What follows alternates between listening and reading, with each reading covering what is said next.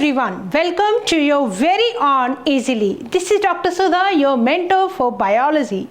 So, हमारी आज की बायोलॉजी की क्लास में हम करने वाले हैं एक बहुत ही इंटरेस्टिंग चैप्टर का स्टार्ट।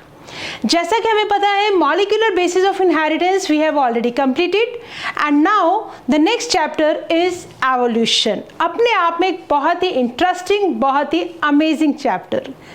ये चैप्टर बेसिकली एवोल्यूशन जो है ये एक तरह से स्टोरी है, ये कहानी है इस अर्थ पर लाइफ के आने की, किस तरह से हमारी अर्थ बनी और किस तरह से पूरा ये यूनिवर्स बना। ठीक है, तो बहुत ही जल्दी हम स्टार्ट करने वाले हैं, बट एक बार कुछ भी स्टार्ट करें उससे पहले ये देख लेते हैं कि हमें इजली ऐप के साथ जुड़ना कैसे है।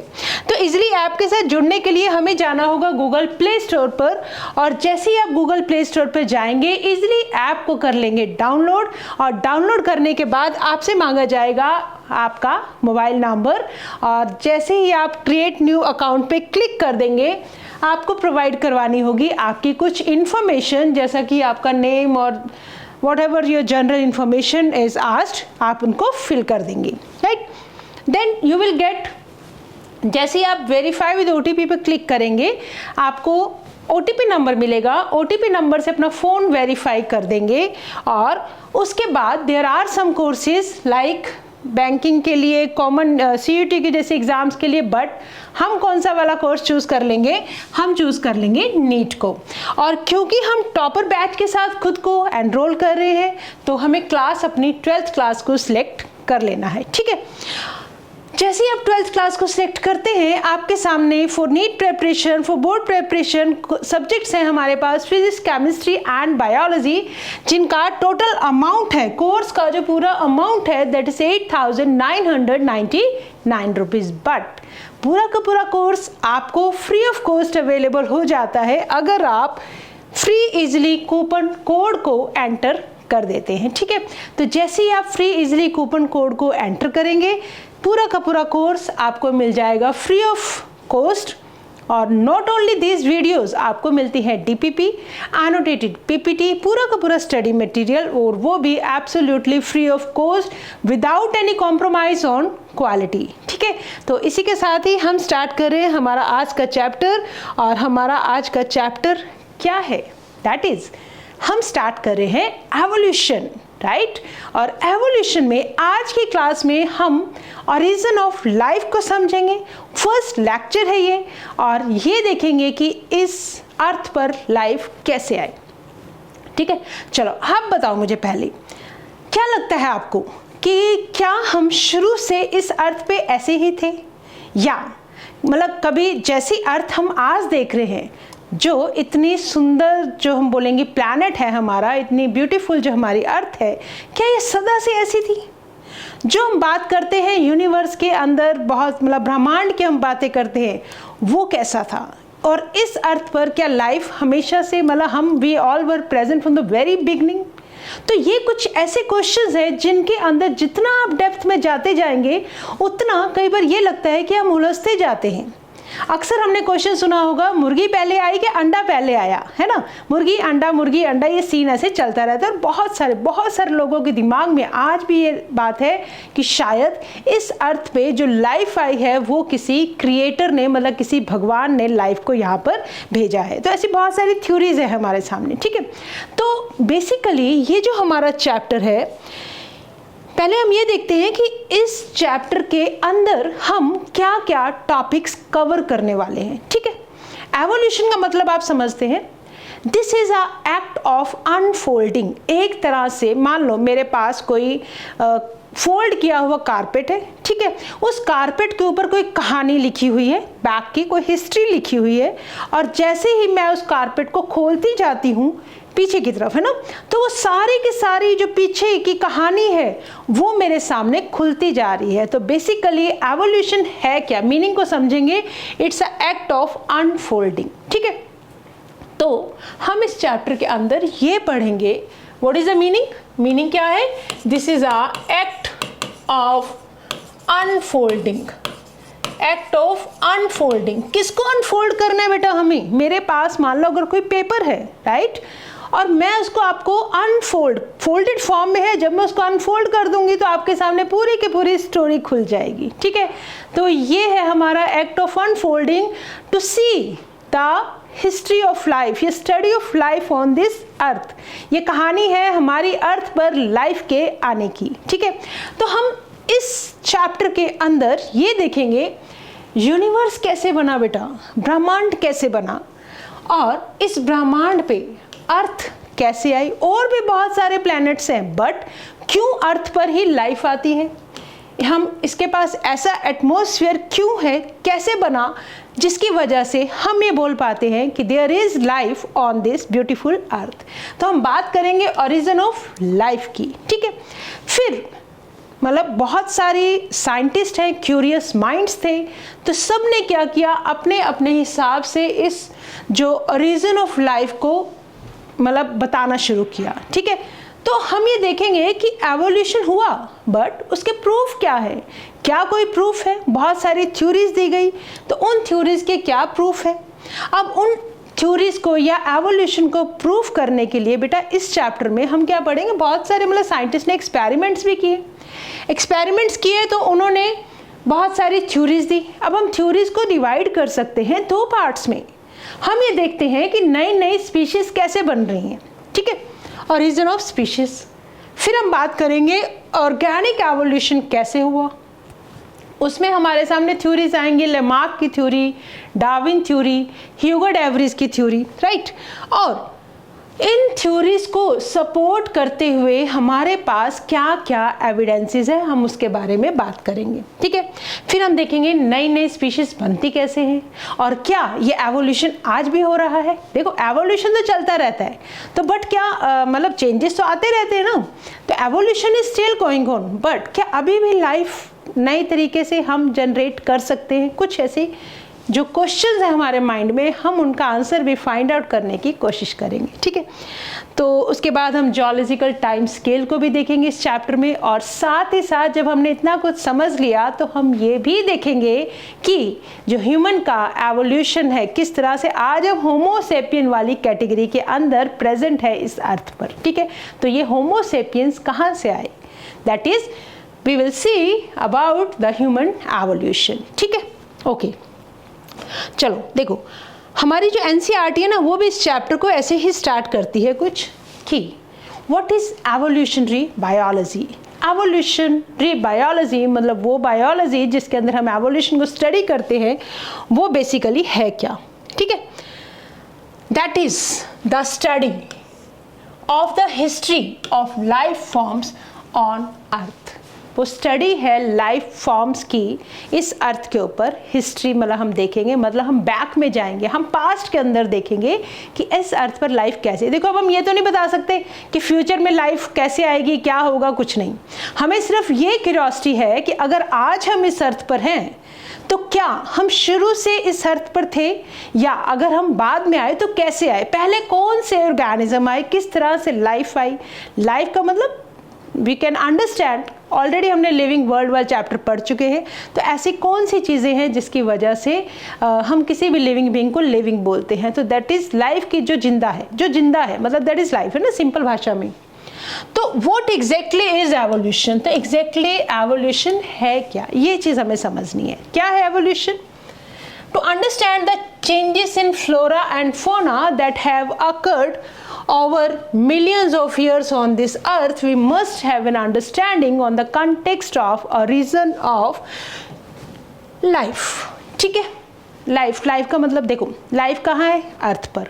तो क्वेश्चन आता है भाई अर्थ कहाँ से आई, अर्थ कहाँ है, यूनिवर्स के अंदर। तो फिर क्वेश्चन राइज है यूनिवर्स कहाँ से आया। तो इन सब चीज़ों को हम बैक जाते जा रहे हैं और एक तरह से अनफोल्ड करते जा रहे हैं कि origin of life, evolution of अर्थ कैसे हुआ, स्टार्स कैसे बने, और वास्तव में यूनिवर्स कैसे बना, ठीक है। What follows is the longest of all the construed and conjectured stories. ये सब क्या है, किस तरह की स्टोरीज है। तो this is the story of origin of life and evolution of life forms, ठीक है। सबसे पहली चीज किसकी स्टोरी है, origin of life की। फिर लाइफ आई, बहुत सिंपल फॉर्म में लाइफ आई। तो डिफरेंट लाइफ फॉर्म्स का एवोल्यूशन कैसे हुआ, बायोडाइवर्सिटी कैसी आई हमारी अर्थ के ऊपर, इतनी सारी वैरायटी जो है लाइफ की वो कैसे आई। तो earth in the context of evolution of earth and against the background of evolution of the universe itself, मतलब कहने का ये, हम सबसे पहले पूरे चैप्टर के अंदर अगर हम एवोल्यूशन की बात कर रहे हैं तो हमने उसको सबसे पहले 3 पार्ट्स में हम पढ़ेंगे। किसको? एवोल्यूशन को। मतलब इसके अंदर हम ओरिजिन ऑफ यूनिवर्स देखेंगे, देन हम देखेंगे ओरिजिन ऑफ अर्थ, देन हम देखेंगे ओरिजिन ऑफ लाइफ। ठीक है, चलो सबसे पहले ये देखते हैं कि ओरिजिन ऑफ यूनिवर्स कैसे हुआ। गैलेक्सीज बनी। स्टार्टिंग में ये बोला गया, मतलब जो हमारे सामने एक तरह से जो प्रपोजल्स आए कि जो यूनिवर्स है वो कैसे बना होगा। ठीक है, देखो ये बोला गया कि जो यूनिवर्स है एक सिंगल पॉइंट, ठीक है, इसके अंदर क्या हुआ? एक्सप्लोजन हुआ, धमाका हुआ बेटा, बहुत बड़ा सारा धमाका हुआ। ठीक है, उस धमाके से इस जो छोटे छोटे पार्टिकल्स जो है वो इधर उधर फैल गए। ठीक है, इनके अंदर क्या क्या आते हैं? हमारे स्टार्स आ जाते हैं, क्लाउड्स, डस्ट है ना, ये सब मिलके क्या बना दी? गैलेक्सीज। ठीक है, तो गैलेक्सीज बेसिकली एक धमाके के साथ बनी। इस बात को प्रूफ कौन करता है? हमारी बहुत ही ग्रेट, हमने नाम जरूर सुना होगा, big bang theory. Big bang theory क्या कहती है कि पूरा जो यूनिवर्स है एक धमाके के साथ सब कुछ इधर उधर फैल गया। ठीक है, जिसके अंदर बहुत सारे स्टार्स थे, डस्ट थे, क्लाउड थे और सब बन गए गैलेक्सीज। हमारी गैलेक्सी कौन सी है? That is milky way Galaxy. ठीक है, और इसी मिल्की वे गैलेक्सी के अंदर हमारी अर्थ बनी। तो जो हमारी अर्थ है वो कितनी पुरानी है? 4.5 बिलियन ईयर्स अगो। तो जो यूनिवर्स है, how the universe has formed, देखो सिंपल सी एक बात को सुनना, जब हम स्टार्स की तरफ देखते हैं, है ना, कभी भी आसमान के नीचे बैठे हुए, खुले आसमान के नीचे बैठे हुए जब आप आसमान की तरफ देखते हैं, आपको कुछ टिमटिमाते से तारे नजर आते हैं। वो तारे बेसिकली हैं क्या, है ना, वो तारे बेसिकली क्या है कि जब ये यूनिवर्स बना, मतलब बहुत बड़ा धमाका हुआ, सब कुछ इधर उधर फैल गया, तो उन जो स्टार्स से आने वाली जो लाइट है, अर्थ और स्टार्स के बीच का जो डिस्टेंस है, फॉर एग्जांपल 1 मिनट हम बात करते हैं अर्थ एंड स्टार्स। ठीक है, अर्थ से बैठकर आप स्टार्स को देख पा रहे हो खुले आसमान के ऊपर, तो इनके बीच का जो डिस्टेंस है, ठीक है, that is known as stellar distance. उसको क्या बोलते हैं? Stellar distance. ठीक है, तो उस स्टीलर डिस्टेंस को मेजर करने के लिए, देखो वैसे डिस्टेंस को मेजर करने के लिए हमारे पास यूनिट्स है किलोमीटर। अगर आपको एक सिटी से दूसरी सिटी में जाना है तो आप उसका जो डिस्टेंस है सिटी टू सिटी, दैट वो कैसे बताओगे? किलोमीटर्स में बताओगे, राइट। बट यहाँ हम बात करते हैं स्टीलर डिस्टेंस, और इसके लिए हम वर्ड यूज करते हैं लाइट ईयर्स। हम क्या वर्ड यूज करते हैं? Light years. ठीक है, when we look at the stars on a clear night sky, we are in a way looking back in time. What does this line mean? Actually जब हम stars की तरफ देख रहे होते हैं ना, तो बेटा वहाँ पे कोई स्टार नहीं है, वहाँ पे स्टार नहीं है। वो जो स्टार्स हमें टिमटिमाते नजर आते हैं वो एक्चुअल में लाइट है। ठीक है, जो हमारे पास ट्रेवल करके आ रही है कितने साल पहले, मतलब बहुत साल पहले की चली हुई लाइट, वो अब हमारे तक पहुंच रही है, that is known as light years. ठीक है, तो stellar distances, what are stellar distances? These are the distance between earth and the stars, they are measured in light years, right.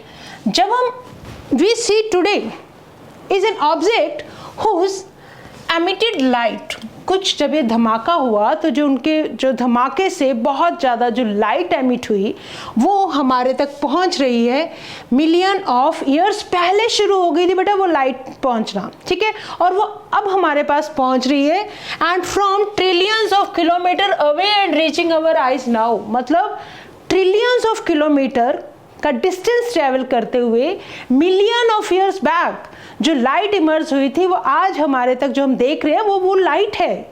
वहाँ पे एक्चुअली कोई स्टार जैसी चीज़ नहीं है, वो सिर्फ एक लाइट है। तो इसका मतलब जब हम स्टार्स की तरफ देखते हैं तो हम एक तरह से पास्ट के अंदर झांक रहे हैं।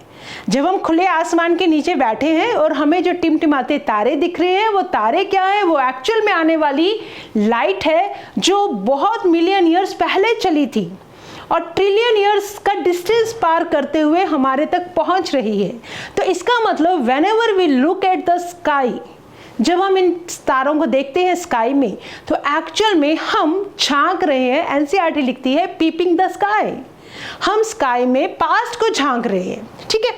तो however when we see objects in our immediate surroundings, we see them instantly, and hence in the present time, therefore when we see stars, we apparently are peeping into the past, हम past के अंदर झांक रहे हैं। तो basically star क्या है, वहाँ स्टार जैसी कोई चीज़ नहीं है, वो सिर्फ एक लाइट है और इस डिस्टेंस को हम बोलते हैं स्टीलर डिस्टेंस। कितना डिस्टेंस है ये, मिलियन ईयर्स पहले चली थी बेटा वो लाइट, कितने ट्रिलियंस ऑफ किलोमीटर का डिस्टेंस पार करते हुए आज हमारे तक पहुंच रही है, ठीक है। तो this is about the stars. अब देखो जो ओरिजिन ऑफ लाइफ है, ओरिजिन ऑफ लाइफ को हम देखेंगे, बट पहले हम क्या देख रहे हैं, ओरिजिन ऑफ यूनिवर्स को देख रहे हैं, ठीक है। तो यूनिवर्स इज वास्ट, बहुत ही वास्ट वाला यूनिवर्स है। हम बोलते हैं ना कि जो ब्रह्मांड है that is very vast, abundance है। तो रिलेटिवली स्पीकिंग अगर हम सिर्फ एक अर्थ की बात करें, इस ब्रह्मांड के अंदर, इस यूनिवर्स के अंदर अर्थ जो है एक बहुत ही छोटा सा पॉइंट है, that is merely a speck, ठीक है, मियरली अ स्पेक, राइट। और जो यूनिवर्स है is very old, almost 20 billion years एगो ओरिजिन ऑफ यूनिवर्स हुआ था, ठीक है। तो अपने नोट्स में लिखेंगे इस लाइन को, origin of universe is about 20 billion years एगो। 20 बिलियन ईयर्स एगो the origin of universe has occurred, ठीक है, ओके। तो क्या हुआ था, बिग बैंग थ्योरी यही एक्सप्लेन करती है that it is the huge cluster of galaxies comprises the universe. तो बेसिकली यूनिवर्स है क्या भाई, एक यूनिवर्स मान लो एक पॉइंट था, बहुत बड़ा सा धमाका हुआ, उस धमाके से सब कुछ इधर उधर फैल गया, तो वो क्या बन गई, गैलेक्सीज बन गई। तो गैलेक्सीज बेसिकली क्या है, स्टार्स है, क्लाउड्स ऑफ गैसेस है एंड डस्ट है, ठीक है। Stars, cloud of that is cloud of gases and dust, ये क्या है बेटा, ये है हमारी गैलेक्सीज, ठीक है।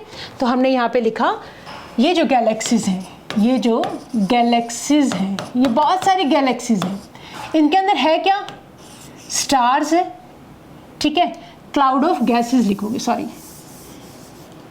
क्लाउड ऑफ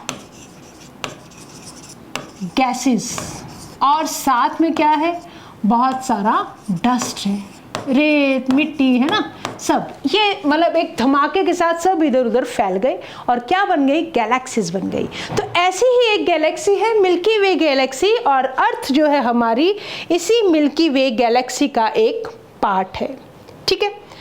तो अगर हम साइज ऑफ यूनिवर्स की बात करें तो अर्थ तो मात्र एक छोटा सा पॉइंट है, earth is just a speck. वास्तव में ब्रह्मांड यूनिवर्स बहुत बड़ा है, और अगर हम ओनली अर्थ की बात करें तो it's very very very small, just एक कण मात्र है यूनिवर्स का अर्थ, ठीक है। तो यूनिवर्स कब बना बेटा, यूनिवर्स कब बना, 20 बिलियन ईयर्स एगो, 20 बिलियन ईयर्स एगो। तो देखो बिग बैंग थ्योरी हमने अभी भी डिस्कस किया था। बिग बैंग थ्योरी एक कोशिश की गई, इस पे एक सीरीज भी बनी थी, है ना, बिग बैंग थ्योरी, सबने नाम सुना हुआ है। ये थ्योरी कोशिश करती है एक्सप्लेन करने की द ओरिजिन ऑफ यूनिवर्स, ठीक है। हमने क्या देखा, दैट सिंगुलर ह्यूज एक्सप्लोजन, एक बहुत बड़ा धमाका जिसको हम फिजिकल टर्म में इमेजिन भी नहीं कर सकते, मतलब सोच भी नहीं सकते हैं, इतना जबरदस्त धमाका हुआ, राइट। और यूनिवर्स क्या हुआ, एक्सपैंड कर गया। अगर कोई चीज़ बेटा जोर से जब धमाका होता है तो क्या होता है, चीज़ें कंडेंस करती हैं, चीज़ें फैलती हैं, चीज़ें फैलती हैं, है ना। देखो ये है ना, चारों तरफ, ठहरो let me use white colour. देखो ये एक यूनिवर्स, छोटा सा पॉइंट है ना, खूब सारी चीजें इधर उधर उधर उधर फैल गई, बहुत सारा धमाका हुआ, इतना बड़ा धमाका कि हम सोच भी नहीं सकते हैं। और उस धमाके की वजह से सब कुछ इधर उधर उधर उधर फैल गया। और जब हमें पता है कि चीजें फैलती हैं तब टेम्परेचर डाउन आ जाता है, ठीक है। जब एक्सपेंशन होता है तो टेम्परेचर कूल्स डाउन, और उसी टाइम पर क्या हुआ होगा, हाइड्रोजन और हीलियम जैसी गैसेस बनी होंगी समटाइम्स लेटर, ठीक है, फॉर्म्ड सम टाइम लेटर।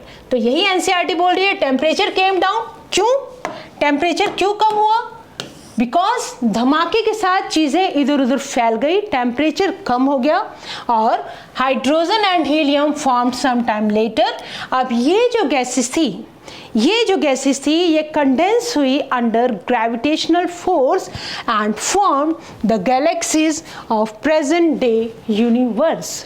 तो देखेंगे कैसे बनी सारी की सारी गैलेक्सीज, सिंगल पॉइंट पर क्या हुआ, एक्सप्लोजन हुआ, ठीक है।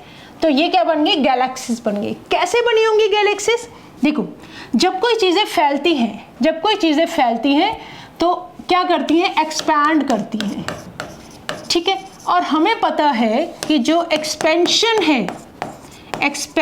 है that leads to temperature lower down, मतलब टेम्परेचर डिक्रीज हुआ, गैसेस कंडेंसेशन हुआ, gases condense under gravitational force, और क्या बनी, गैलेक्सीज फॉर्म्ड, ठीक है, गैलेक्सीज फॉर्म्ड। तो इस तरह से एक बहुत बहुत बड़े धमाके के साथ बिग बैंग थ्योरी ये बता रही है कि यूनिवर्स कैसे बना। एक बहुत बड़े धमाके के साथ सब कुछ इधर उधर फैल गया, एक सिंगल पॉइंट से गैलेक्सीज इमर्ज हुई, और वैसी ही एक गैलेक्सी हमारे पास कौन सी है, दैट इज जल्दी से बोलो, that is milky way Galaxy, ठीक है। In the solar system of the milky way Galaxy the earth, अब इस मिल्की वे गैलेक्सी के अंदर आती है बेटा earth, and that have been formed about 4.5 billion years back. आज से 4.5 बिलियन ईयर्स पीछे जाकर जब हम देखते हैं तो तब हमें पता लगा कि अर्थ जो है इतनी पुरानी है। अर्थ इज 4.5 बिलियन ईयर्स एगो, रट लो इस चीज को। यूनिवर्स इज 20 बिलियन ईयर्स एगो बना, अर्थ कब बनी, 4.5 बिलियन ईयर्स एगो, ठीक है। एंड जब हम बात करते हैं अर्ली अर्थ की, ठीक है, जब हम बात करते हैं अर्ली अर्थ की, तो अर्थ के ऊपर ना एज सच बेटा कोई एटमॉस्फेयर तो था नहीं, ठीक है। देखो ओरिजिन ऑफ जो एटमॉस्फेयर है, ओरिजिन ऑफ जो अर्थ है वो कैसे आया, लेट अस सी ओके, एक सेकेंड। देखो अर्थ क्या था बेटा, अर्थ ना एक मोल्टन मास है, ठीक है। ये मान लो अर्थ है, ये क्या है, अर्थ है। अर्थ के चारों तरफ सब कुछ मोल्टन फॉर्म में था, एवरीथिंग वॉज मोल्टन, ठीक है। दिस इज, ये जो अर्थ है, this is all molten state, this is molten earth, ठीक है। इस मोल्टन अर्थ से निकलती हैं गैसेस। सबसे पहला आई हो gases ammonia, then methane, then carbon dioxide, और देन कुछ वाटर वेपर्स, ठीक है। तो अर्थ क्या है, अर्थ इज अ मोल्टन मास, है ना। तो चारों तरफ जो लावा था, मतलब जब इतनी ज्वालामुखी जब फटेगा तो जब अर्थ बनेगी तो अर्थ के अराउंड क्या है, मोल्टन अर्थ है, ठीक है। उस टाइम पे क्या होता था बेटा, उस टाइम पे कहाँ गया, यस, उस टाइम पे सन की रेज, सन सूरज में से क्या निकलता है, अल्ट्रा वायलेट रेज, पहले भी निकलती थी अब भी निकलती है, ठीक है। तो क्या हुआ, जैसे ही हमने ये देखा कि जो मोल्टन अर्थ है, मोल्टन अर्थ के ऊपर देखो ये हमारा एक छोटे छोटे पॉइंट्स हैं जिनसे आप पूरा का पूरा चैप्टर लर्न कर सकते हैं, ठीक है। इंपॉर्टेंट पॉइंट्स को सबसे पहले देखो, मोल्टन अर्थ थी, अमोनिया, मीथेन, वाटर और कार्बन डाइऑक्साइड, ये सब गैसेस रिलीज हो रही थी, राइट। अब जो वाटर वेपर्स थे, ठीक है, वाटर वेपर्स के ऊपर, यहाँ पे जो वाटर वेपर्स हैं, वाटर वेपर्स के ऊपर क्या पड़ा, अल्ट्रा वायलेट रेज। कहाँ से आती है ये ultraviolet rays? From sun, sun से अल्ट्रा वायलेट रेज आई। तो ये जो वाटर मॉलिक्यूल्स है, वाटर वेपर्स है जो गैसियस फॉर्म में थे, ठीक है, ये H2 एंड O2 कन्वर्ट होने शुरू हो गए, ठीक है।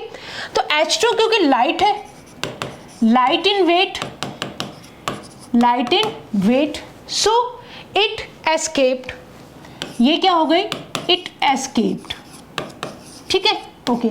और ऑक्सीजन जो है क्या बना दिए, अमोनिया था, मीथेन थी, तो उनके साथ मिलकर कुछ ऑक्साइड्स बना दिए, ठीक है। तो ऑक्सीजन कंबाइंड विद मीथेन और क्या बना दिया, कार्बन डाइऑक्साइड, और फिर से क्या बना दिया, वाटर।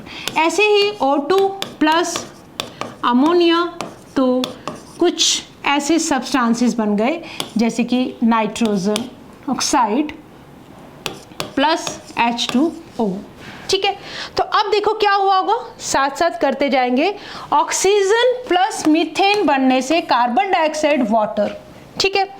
ऑक्सीजन प्लस NH3 बनने से N2, और फिर से क्या बन गया, वाटर बन गया, राइट। तो अब क्या हुआ, अब ये जो वाटर बन रहा है इसके ऊपर अगेन अल्ट्रावायलेट रेज पड़ रही हैं, राइट। तो इनसे फिर वही H2 प्लस O2 बनना शुरू हो गया, ऑक्साइड्स, है ना। अब ये ऑक्सीजन हो सकता है कुछ ऑक्सीजन यहाँ बैक चली जाए, वापस वही सारे रिएक्शंस करने लग जाए, और कुछ ऑक्सीजन यहाँ पे मान लो ओजोन लेयर बनने लग गई, कुछ ऑक्सीजन से क्या बनने लग गई, ओजोन लेयर, ओजोन की लेयर बनने लग गई, ठीक है। अब देखो ओजोन लेयर के बनने से क्या हुआ, ओजोन लेयर के बनने से क्या हुआ, जो अल्ट्रावायलेट रेज थी, जो अल्ट्रावायलेट रेज जो थी वो क्या हो गई, कम हो गई, डिक्रीज्ड, ठीक है।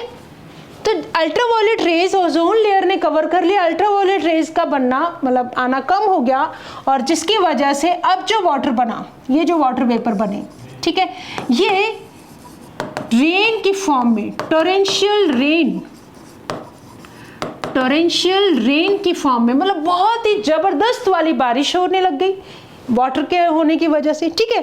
तो अब ये जो जबरदस्त वाली बारिश थी, बारिश कोई नॉर्मल वाली बारिश नहीं थी, ये इस वक्त क्या था, that was a boiling water, that was a boiling water, ठीक है।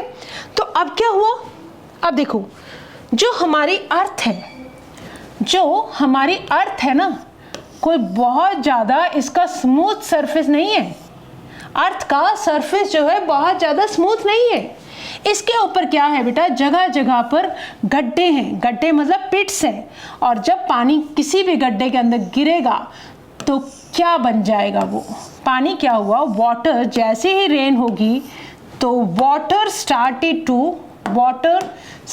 टू फॉल, ठीक है। वाटर, बारिश हो रही है, बहुत तेज वाली बारिश हो रही है, बॉइलिंग सा वाटर इन गड्ढों के अंदर पानी भरना शुरू हो गया, ठीक है। तो ये क्या बन गए बेटा, ये क्या बन गए, ये बने बाद में ओशियंस, क्या बन गए, ओशियंस, मतलब अर्थ के अराउंड हाइड्रोस्फीयर आना शुरू हो गया। क्या हुआ था, वाटर कहां से आया बेटा, due to torrential rain, torrential rain, ठीक है। पानी इन गड्ढों में भर गया, अर्थ के गड्ढों में भर गया, क्या बन गया, ओशियंस बन गया। अब इस टाइम कंडीशन देखो, अर्थ की कंडीशन क्या है, कैसा एटमॉस्फेयर है अर्थ के पास। सबसे पहली बात, क्या यहाँ पे कोई ऑक्सीजन है, नहीं है, there is no oxygen, no oxygen, that means atmosphere कैसा बना, that is reducing atmosphere, atmosphere कैसा बना, रिड्यूसिंग एटमॉस्फेयर, ठीक है। टेम्परेचर वॉज वेरी हाई, मतलब 800 डिग्री सेल्सियस के करीब पानी टेम्परेचर वॉज देयर, ठीक है। तो एक तरह से ऐसा मान लें कि जो कंडीशंस थे they were not suitable for any kind of life, तो देयर वॉज नो ऑक्सीजन। तो हमने अभी क्या समझा, हमने ये देखा कि देखो, there was no atmosphere on the early earth, right? Water vapour, methane, carbon dioxide and ammonia release from the molten mass covered the surface. ठीक है, मोल्टन मास जब जो चारों तरफ पिघला हुआ था, लावा, जब ज्वालामुखी फटता है तो वो जो लावा निकलता है, वहाँ से गैसेस रिलीज हुई। कौन सी? मीथेन, अमोनिया, वाटर वेपर्स और कार्बन डाइऑक्साइड। ठीक है, तो अल्ट्रावायलेट रेज जो सन की आ रही थी, उन्होंने क्या किया, इस वाटर को ब्रेक डाउन किया, किस में? हाइड्रोजन एंड ऑक्सीजन में। तो लाइटर हाइड्रोजन थी, वो तो एस्केप कर गई, राइट? और ऑक्सीजन किसके साथ कंबाइन की? अमोनिया के साथ कंबाइन की, मीथेन के साथ कंबाइन की, तो क्या बना दिया? वाटर, कार्बन डाइऑक्साइड और अदर्स में हम जैसे कि नाइट्रोजन जैसी कुछ गैसेस बननी शुरू हो गई। ठीक है, अब जो बहुत ज़्यादा O2 जो निकल रहा था, दैट वाज नॉट कि हम उसके अंदर मतलब कि ब्रीदिंग ले सकते हैं कुछ और, तो उससे ओजोन लेयर बननी शुरू हुई। जब ओजोन लेयर बनी तो अल्ट्रावायलेट रेज का इफेक्ट खत्म हुआ और इट कूल डाउन हुआ, तो वाटर वेपर एक रेन की फॉर्म में नीचे गिरने शुरू हो गए और उन्होंने फिल करना शुरू कर दिया जो डिप्रेशंस हैं, जो गड्ढे हैं अर्थ के ऊपर, और क्या बना दिए? ओशियंस बना दिए। चारों तरफ क्या बन गया? ओशियंस बन गए। ठीक है, समुद्र बन गए। और अब हमें पता है कि जो लाइफ है वो इन्हीं समुद्र के अंदर आनी शुरू हुई। लाइफ सबसे पहले कहाँ आई थी? वाटर में। ठीक है, तो लाइफ कब अपीयर हुई? 500 ईयर्स बैक। कैसे? देखो, हम ही बोल रहे हैं that life appeared 500 million years after the formation of earth. मतलब अर्थ कितनी पुरानी है? अर्थ कितनी पुरानी है? 4.5 बिलियन ईयर्स एगो हम बोलते हैं। ठीक है, और अर्थ पे लाइफ कब आती है? मतलब कितनी पुरानी है? 4 बिलियन ईयर्स एगो। ठीक है, तो इनके बीच में कितना डिफरेंस आ गया? 500 मिलियन ईयर्स बैक क्या आना शुरू हो गया? लाइफ अपीयर होनी शुरू हो गई। That is almost 4 billion years back. Did life come from the outer space? क्या ये लाइफ बाहर से आई या मतलब यहीं पे ही जनरेट हुई? तो बहुत सारे साइंटिस्ट बिलीव करते हैं। अब हम बात कर रहे हैं हमारी इंट्रोडक्शन का नेक्स्ट जो टॉपिक था, that is origin of life. ठीक है, ये हमने पढ़ा। टेम्परेचर डिक्रीज हो गया, रेन्स बन गए, ओशियंस बन गए। ठीक है, तो इन ओशियंस के अंदर क्या हुआ? हाइड्रोस्फीयर जनरेट हुआ। हाइड्रोस्फीयर। ठीक है, तो ये जो चीज़ है ये हम इस डायग्राम के थ्रू समझ चुके हैं कि how this earth has filled with water और किस तरह से क्या बन गए? ओशियंस बन गए। ठीक है, ओके, नाउ सी, अब हम बात करते हैं जब ओरिजिन ऑफ लाइफ की, तो ओरिजिन ऑफ लाइफ को जो मतलब एक्सप्लेन करना, बहुत सारी थ्योरीज आती हैं हमारे सामने। ठीक है, that is known as theories of, कुछ साइंटिस्ट ऐसे कहते हैं कि थ्योरी ऑफ स्पेशल क्रिएशन। क्या हुआ कि ऐसा स्वराज जी थे जो हमारे साइंटिस्ट थे, उन्होंने ये थ्योरी ऑफ स्पेशल क्रिएशन दी। ये बोला कि जो मतलब मेथोलॉजिकल जो टेक्स्ट है, कुछ ऐसे हमारे पास कहानियाँ हैं जिसके थ्रू हम ये बताते हैं कि लाइफ इस अर्थ पर आई कैसे। ऐसा बोला जाता है कि जो लाइफ है किसने बनाई? चलो हम थ्योरी ऑफ स्पेशल क्रिएशन की बात कर लेते हैं। पहले हम बात कर लेते हैं थ्योरी ऑफ स्पेशल क्रिएशन। ठीक है, स्पेशली लाइफ क्रिएट की गई। कैसे? कहते हैं कि कोई गॉड नाम की चीज़ थी, भगवान जैसी कोई चीज़ थी। 6 दिन लगे। ठीक है, 6 डे पे जाके एक मैन को बनाया गया। ठीक है, इस मैन को बोलते हैं एडम।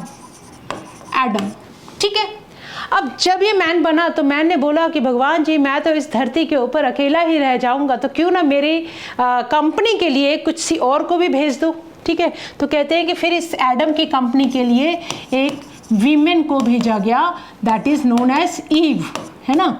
तो जब एक मैन और एक वुमेन, एक लड़का और एक लड़की, दोनों की अच्छी खासी कंपनी हो गई और फिर उससे क्या हुआ, और नए नए जो लोग हैं वो बनते गए।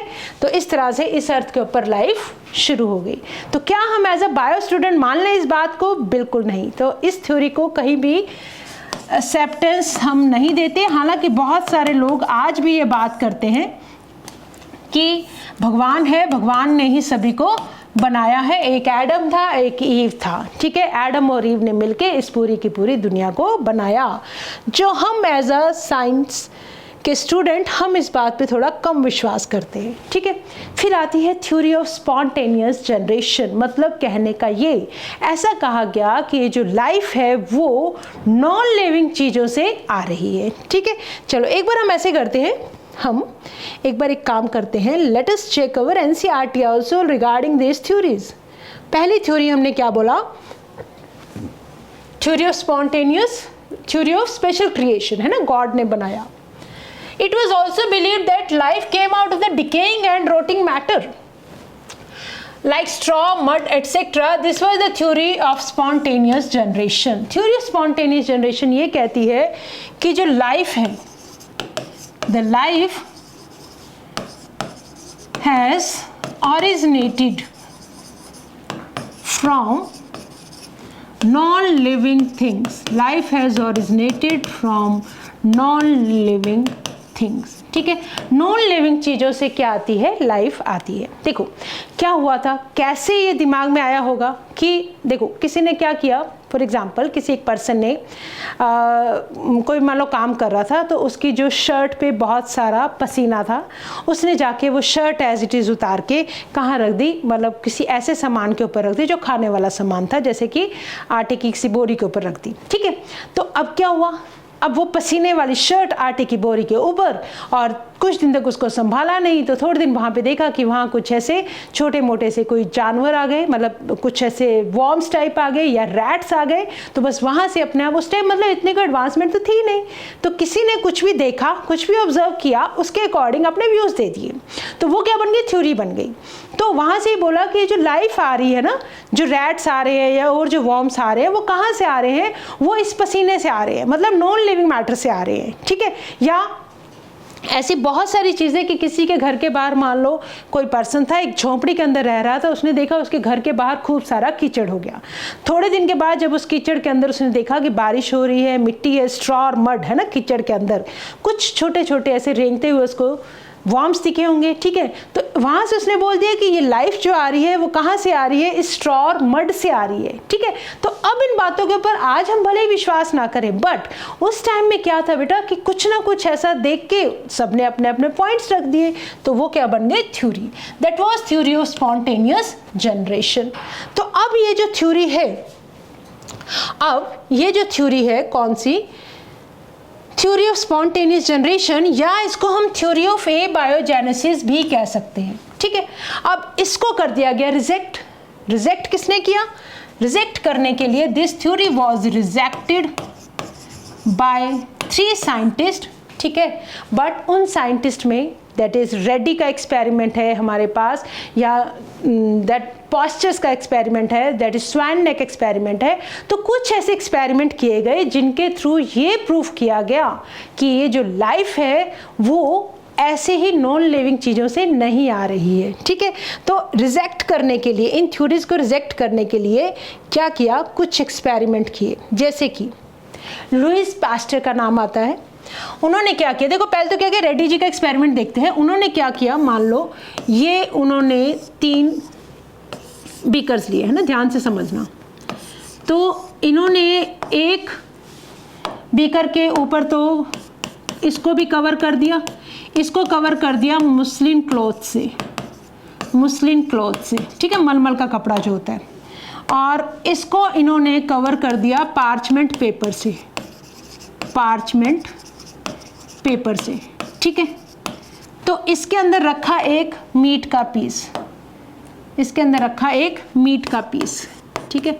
ये तो ऐसी ही एक पीस इस ओपन वाले बीकर के अंदर भी रखा गया। तो ये कैसा है? दिस इज ओपन, ठीक है।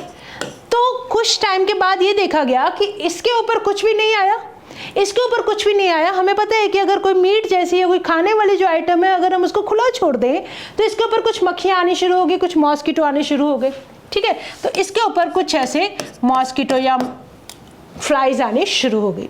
तो वहाँ से फिर उन्होंने बोला दिस इज रेड्डीज एक्सपेरिमेंट। उन्होंने ये बोला कि जो लाइफ है, मतलब अगर नॉन लिविंग चीज़ों से आती तो इस मीट के ऊपर लाइफ आ जाती, बट जब हमने इसको कवर कर दिया तो इसके अंदर कोई भी लाइफ हमें नहीं दिखी। बट जो पार्ट ओपन था वहाँ पे लाइफ आई। तो वहाँ से उन्होंने ये बोला कि ये जो लाइफ है नॉन लिविंग चीज़ों से नहीं, ये कहीं बाहर से आ रही है, ठीक है। हालांकि ये नहीं बता पाए कि ये जो लाइफ है ये कहाँ से आ रही है, बट ये बता दिया कि नॉन लिविंग चीज़ों से नहीं आ रही। अगर आ रही होती तो शायद ये मीट से आ जाती, ठीक है। तो किसी ओपन प्लेस से लाइफ एंटर कर रही है इस जार या इस बीकर के अंदर, ठीक है। ओके, अब देखो पैस्टर्स एक्सपेरिमेंट क्या कहता है। पैस्टर एक्सपेरिमेंट ये कहता है, by careful experimentation demonstrated that life comes only from pre existing life. जो बाहर से लाइफ आ रही है मतलब वो पहले से ही एग्जिस्ट करती है, ठीक है।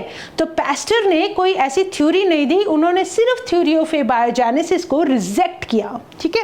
कैसे रिजेक्ट किया, देखो उन्होंने क्या किया, ऐसा एक फ्लास्क ले लिया, इसके अंदर उन्होंने क्या बॉयल किया, जो भी यीस्ट वगैरह थी उसको बॉयल कर दिया, ठीक है।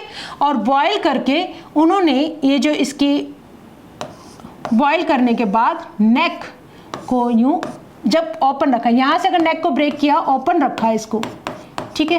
तो ओपन रखा तब इसके अंदर कुछ ऐसी उनको क्या दिखी, ये वाला देखो, ये ऐसे नेक थी, इसकी नेक को हटा दिया, मतलब इसको इन्होंने ओपन किया, ठीक है।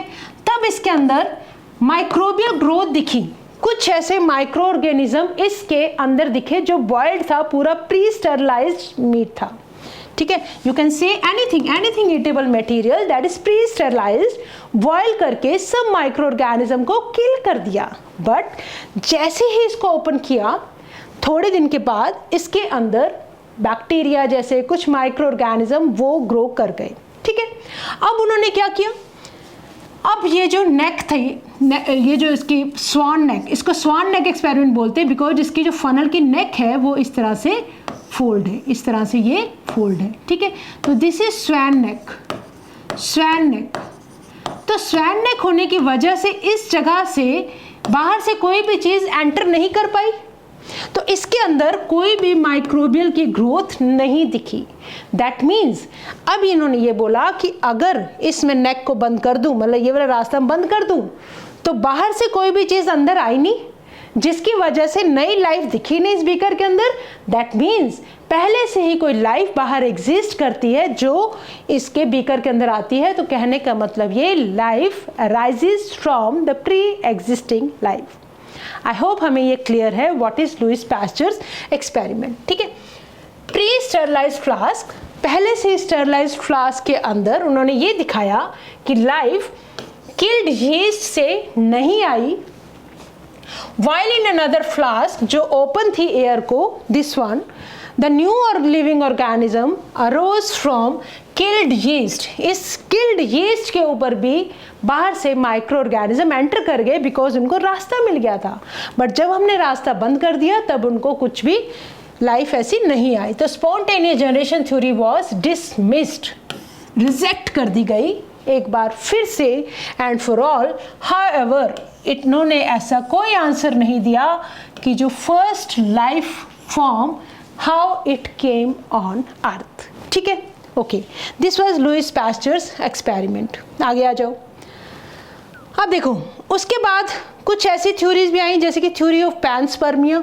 ऐसा बोला गया कि बाहर से कुछ स्पोर्स आते हैं, है ना। थ्योरी ऑफ पैनस्पर्मिया क्या बोलती है कि देयर आर सम स्पोर्स, कुछ दूसरे प्लेनेट से स्पोर्स अंदर एंटर हुए अर्थ पर, ठीक है। ये अर्थ है और इसके ऊपर आके जर्मिनेट कर गए।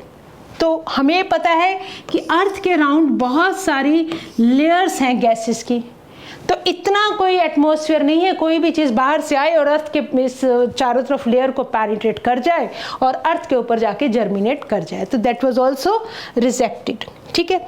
तो ये वाली थ्योरी भी क्या हो गई, हमारी रिजेक्ट हो गई। ये देखो, this is did life come from outer space, ये क्वेश्चन पूछा जा रहा है। कुछ साइंटिस्ट बिलीव करते हैं that it come from outside. जो पहले के ग्रीक थिंकर्स थे उन्होंने ये सोचा कि जो यूनिट ऑफ लाइफ है दैट इज स्पोर्स। ठीक है, स्पोर्स ट्रांसफर किए गए, ये देखो बाहर से कोई, देखो ये स्पोर्स आ रहे हैं, ये जो स्पोर्स है बाहर से कहीं आ रहे हैं फ्रॉम डिफरेंट प्लैनेट्स इंक्लूडिंग अर्थ। तो अभी भी बहुत सारे साइंटिस्ट के लिए जो थ्योरी ऑफ पैनस्पर्मिया है it is still their favourite idea है फॉर सम एस्ट्रोनॉमर, कि बाहर से कुछ आता है और वो जर्मिनेट करता है और लाइफ आ जाती है अर्थ पे, जबकि ऐसा नहीं है। अब इतनी सारी कहानियां चल रही थी तो इन कहानियों के बीच में फिर दो साइंटिस्ट आते हैं, ओपेरिन एंड हाल्डेन। ठीक है, Haldane was the britisher and Oparin was the German, Russia. Oparin of Russia and Haldane of England, britisher है ना। प्रपोज दैट उन्होंने ये बोला कि जो फर्स्ट फॉर्म ऑफ लाइफ है इस अर्थ के ऊपर वो कैसे आती है, could have come from pre existing, पहले से ही जो एग्जिस्ट कर रहे हैं नॉन लिविंग ऑर्गेनिक मॉलिक्यूल्स, जैसे कि आरएनए, जैसे कि प्रोटीन। तो दोनों ने अलग अलग जगह पे सेम कंक्लूजन पे पहुंचे और उन्होंने ये बोला the theory of chemical evolution की जो लाइफ है वो कुछ केमिकल्स मतलब ऑर्गेनिक मॉलिक्यूल से जो पहले से एग्जिस्ट कर रहे हैं वहां से आ रही है। ठीक है, तो अब भाई जब इन्होंने इतनी बड़ी बात कह दी तो अब इनके पॉइंट्स को प्रूव करने के लिए, मतलब सही कह रहे हैं गलत कह रहे हैं, एक्सपेरिमेंट किए गए और जिसमें से देखो that the formation of life was proceeded by chemical evolution, की जो लाइफ आई है उसके बाद केमिकल्स का एवोल्यूशन हुआ, that is the formation of diverse organic molecule. कहाँ से बने हैं, इनऑर्गेनिक कॉन्स्टिट्यूएंट से, जैसे कि carbon, hydrogen, sulphur, nitrogen, phosphorus जैसे कुछ सब्सटेंसेस, सिंपल जो एलिमेंट्स थे उनके बीच में रिएक्शंस हुए, कुछ कंपाउंड्स बने, कुछ मॉलिक्यूल्स बने। पहले सिंपल सब्सटेंसेस बने, फिर कॉम्प्लेक्स सब्सटेंसेस बने, जैसे कि अमाइनो एसिड्स ने मिलकर प्रोटीन्स बना दी, शुगर ने मिलकर पॉलीसेक्राइड्स बना दिए। तो इस तरह से कॉम्प्लेक्स मॉलिक्यूल्स की वजह से लाइफ आगे आगे बढ़ी। तो कंडीशंस, अब देखो, अब इनको जो थ्योरी ऑफ केमिकल एवोल्यूशन उसको सपोर्ट करने के लिए कौन सा एक्सपेरिमेंट किया गया, theory of evolution was supported by Miller and Urey's experiment, Miller and Urey's experiment। ठीक है, तो उस टाइम पे जो अर्थ पे कंडीशंस थी, है ना, हमने अभी भी देखा जब अर्थ पर लाइफ आ रही थी उस टाइम पे कंडीशंस क्या थी, रिड्यूसिंग एटमॉस्फेयर था बेटा, एक तो बहुत हाई टेम्परेचर था, चारों तरफ वोल्केनोस फटते रहते थे, ठीक है, ज्वालामुखी फटते रहते थे, बहुत सारा मतलब टेम्परेचर हाई था, और रिड्यूसिंग एटमॉस्फेयर मतलब कोई भी ऑक्सीजन नहीं थी, गैसेस के नाम पर जहरीली वाली गैसेस थी जैसे कि अमोनिया, जैसे कि मीथेन एटसेट्रा। तो लाइफ फिर वहाँ पर आई कैसे, राइट। तो देखो फिर 1953 के अंदर आते हैं दो साइंटिस्ट यूरे एंड मिलर। उन्होंने क्या किया, उन्होंने ये बोला, अमेरिकन साइंटिस्ट थे, ठीक है, उन्होंने लेबोरेटरी के अंदर सेम वही वाली कंडीशंस क्रिएट की जो कभी इस टाइम पे अर्ली एटमॉस्फेयर जो था अर्थ का वैसी वाली कंडीशंस को लैब के अंदर क्रिएट किया, ठीक है, और created electric discharge in a closed flask containing methane, hydrogen, ammonia and water vapor at 800 degree Celsius. देखो उन्होंने पता क्या किया बेटा, लैब के अंदर उन्होंने ये एक स्पार्क चैम्बर ले लिया, ये दिस वन, ये जो राउंड वाला फ्लास्क है ना, दिस इज स्पार्क चैम्बर, ठीक है। इसके अंदर उन्होंने गैसेस, कौन सी वाली गैसेस, वही जो अर्ली टाइम पे थी, दैट इज उन्होंने क्या क्या लिया, अमोनिया, मीथेन और हाइड्रोजन, और साथ ही साथ उन्होंने यहाँ से देखो बॉइलिंग वाटर से यहाँ से जनरेट करके इस चैम्बर के अंदर वाटर वेपर्स भी सेट करवा दिए, ठीक है।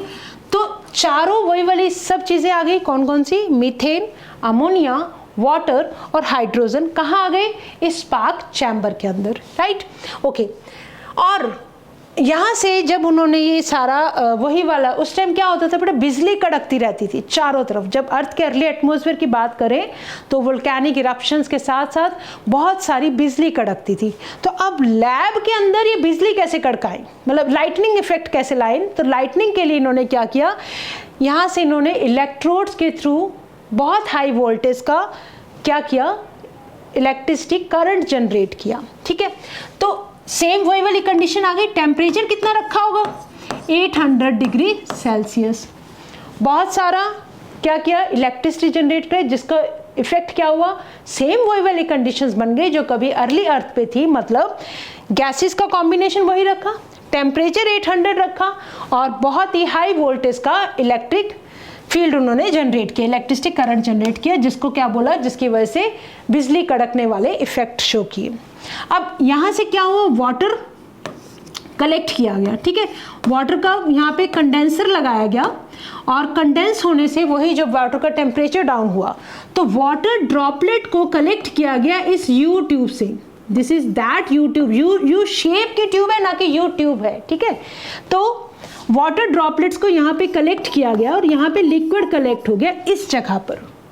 तो जब इस लिक्विड को टेस्ट किया गया, ये जो सूप टाइप जो लिक्विड आया, इसको जब टेस्ट किया गया तो इसके अंदर हमें मिले लिक्विड जो ट्रैप किया गया है ना, ये वाला लिक्विड, इसके अंदर हमें बताइए इस एक्सपेरिमेंट में क्या मिला, AAG मतलब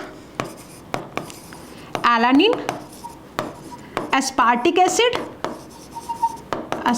एसिड और ग्लाइसिन, ठीक है।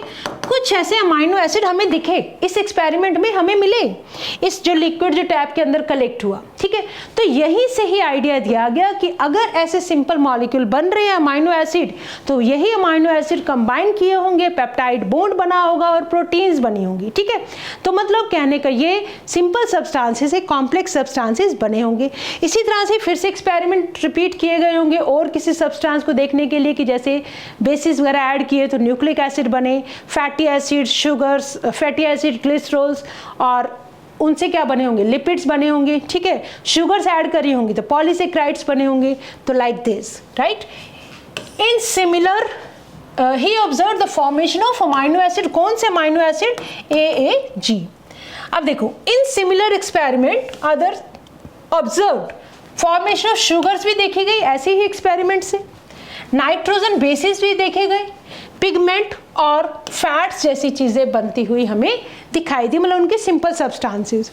तो एनालिसिस ऑफ मीटेओराइट्स कंटेंट, जो बाहर से मीटेओराइट का जो कंटेंट है जो अर्थ के ऊपर आते हैं, जब हमने उनके कंटेंट को भी एनालाइज किया तो उन कंपाउंड्स ने भी क्या इंडिकेट किया, that similar processes are occurring, कहीं दूर भी सेम ऐसे प्रोसेसेस हो रहे हैं स्पेस में, ठीक है। तो वहां से फिर ये बात प्रूफ हो गई कि with this limited evidence the first part of the conjectured story, that is chemical evolution, was more or less accepted।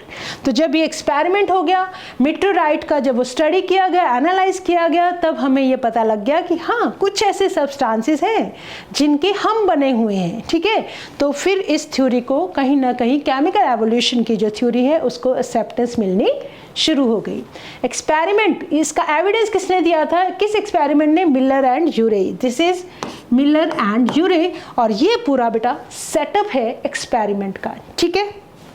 Okay, तो क्या कंक्लूजन निकाला, we have no idea about how the self replicating metabolic capsules of life arose, ठीक है। The first known cellular form of life have originated 3 billion years ago. सबसे पहली जो, मतलब अब क्वेश्चन ये आता है कि सेल कैसे बना, सबसे पहले सेल कैसे आया, तो क्या हुआ होगा, आरएनए बना होगा, ठीक है। RNA can act as a enzyme also, और आरएनए क्या कर सकता है, आरएनए डीएनए भी बना सकता है, ठीक है। तो आरएनए क्योंकि एक अनस्टेबल मॉलिक्यूल है, तो सबसे पहले आरएनए वर्ड हाइपोथेसिस क्या कहता है कि सबसे पहले कौन आया होगा, आरएनए आया होगा, ठीक है, but it is a highly unstable molecule.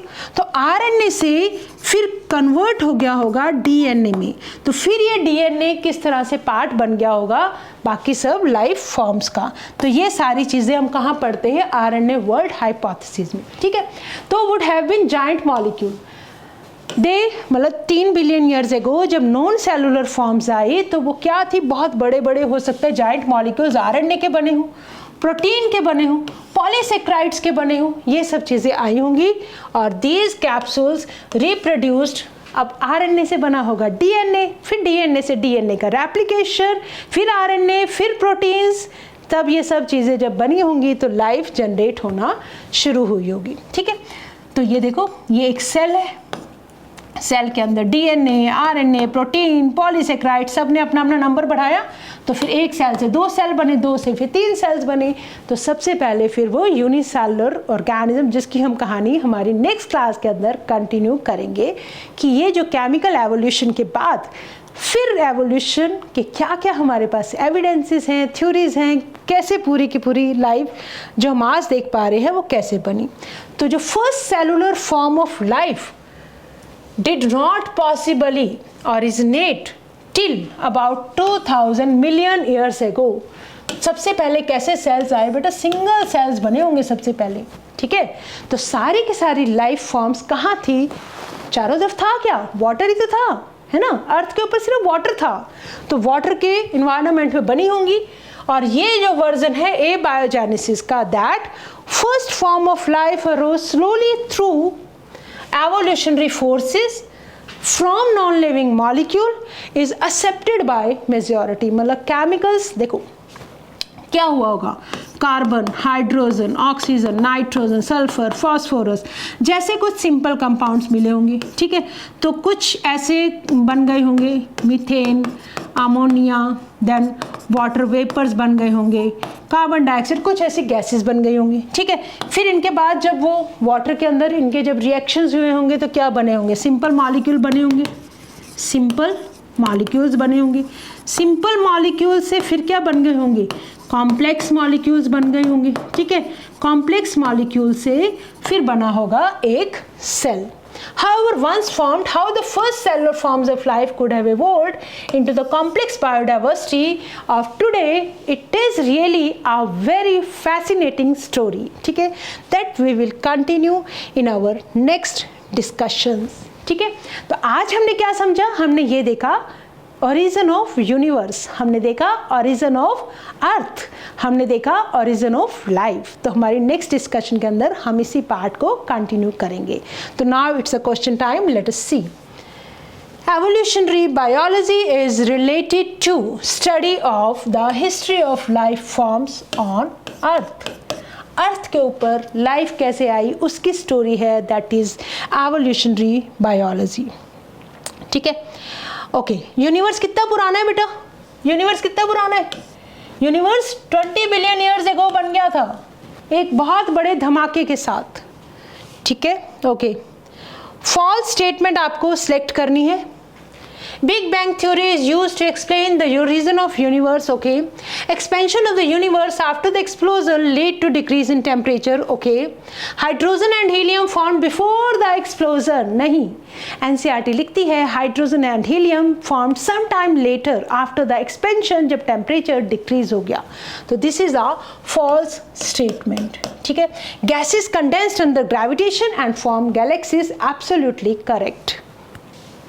Okay, next, the first non-cellular form of life could have originated कितने billion years back, first non-cellular forms of life। देखो, don't get confused here, हमने ये देखा है that first cellular form and we have seen first non-cellular form। ध्यान से पढ़ना बेटा NCERT लाइन को। first non-cellular forms of life originated 3 billion years back। अगर हम लाइफ की बात करते हैं तो नियर अबाउट 4.5 बिलियन ईयर्स हैगो, और 4 बिलियन के बाद लाइफ पे अर्थ आ गई थी। बट हम बात कर रहे हैं नॉन सेलुलर लाइफ की, that is 3 billion years back, right. तो with this we have completed with today's discussion of introduction of evolution कि evolution है क्या और कैसे सब कुछ स्टार्ट हुआ, ठीक है। तो with this it's a time to say thank you, but always remember that you have to learn with a smile.